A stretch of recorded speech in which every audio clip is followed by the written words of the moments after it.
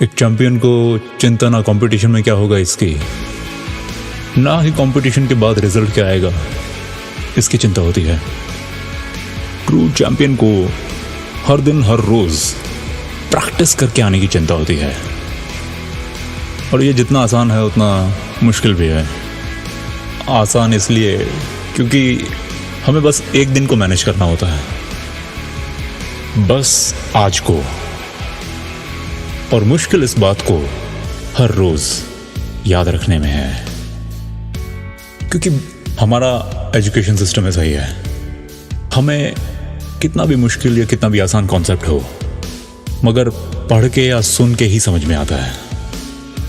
जाता है ये पढ़ने लिखने वाला रोग भी धीरे धीरे जाता है, मगर जब तक रहता है तब तक हमें इसका इस्तेमाल करके अपने टैलेंट पे काम करना है, उसे बड़ा और खास बनाना है। चाहे फिर उसकी वैल्यू दूसरों की नजरों में नेगेटिव ही क्यों ना हो, पर हमारी आंखों में उसकी कीमत सबसे ज्यादा होनी चाहिए। Every day means every single day. हर रोज मैदान में आना है और खुद को हरा के जाना है। एथलेटिक्स देखी होगी टीवी पे, उसके स्कोर कार्ड में हर एथलीट का पर्सनल बेस्ट लिखा आता है, और ऊपर कोने में वर्ल्ड रिकॉर्ड। उस वर्ल्ड रिकॉर्ड को तोड़ने से पहले उनमें से हर एक खिलाड़ी को पहले अपने उस पर्सनल रिकॉर्ड को तोड़ना होता है। कोई भी दूसरा रिकॉर्ड तोड़ने से पहले हमारे अंदर खुद का रिकॉर्ड तोड़ने की तलब होनी चाहिए, मतलब बार बार प्रैक्टिस। क्योंकि पर्सनल बेस्ट तोड़ने से हमारे शरीर के सॉफ्टवेयर में कुछ कोड्स बदलने लगते हैं। कोई अनजाना सा फीडबैक पहुंचता होगा शायद उस खुदा के पास।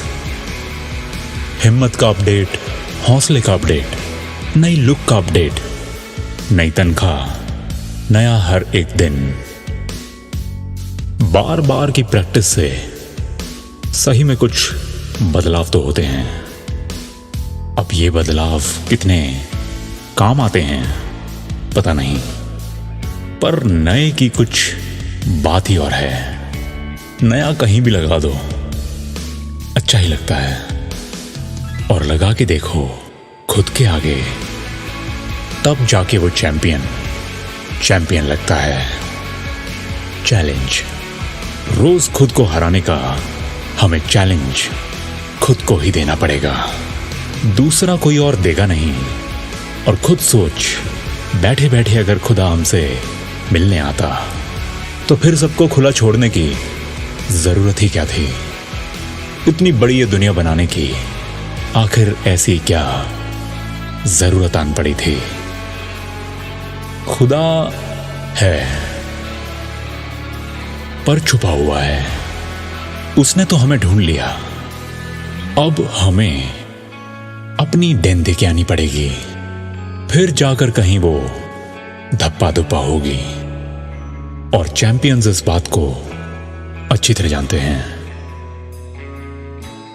कि अगर वो गोल्ड मेडल उसको अपने गले में पहनना है, अपने देश के राष्ट्रगीत पे एक स्टेडियम के अंदर ही सही, पर एक बार तो पूरी दुनिया को खड़ा करवाना है, तो फिर किस्मत या लक के भरोसे बैठकर उस बिस्कुट के पैकेट से वर्ल्ड कप की टिकट जीतने का बस वो कॉन्टेस्ट ही जीता जा सकता है। चैंपियन को तो यार पार्टिसिपेट करना पड़ेगा, अपने पर्सनल बेस्ट को डेली बेसिस पे तोड़ तोड़ कर उस वर्ल्ड बेस्ट के थोड़ा पास तो लाना पड़ेगा। वक्त खुद नहीं लगता, उसको खुद लग लग के लगाना पड़ता है। हिम्मत का तो काम ही है टूटना, पर हमें टूट कर बिखर कर और भी ज्यादा निखर के आना होता है। हारना है मगर हार के बैठना नहीं है। इस हर रोज उठकर आने की बीमारी का हमको शिकार बन के आना है। जहां भी ये बीमारी बढ़ रही हो, उस जगह में घुस के मास्क उतार के जोर जोर से सांस लेकर आना है।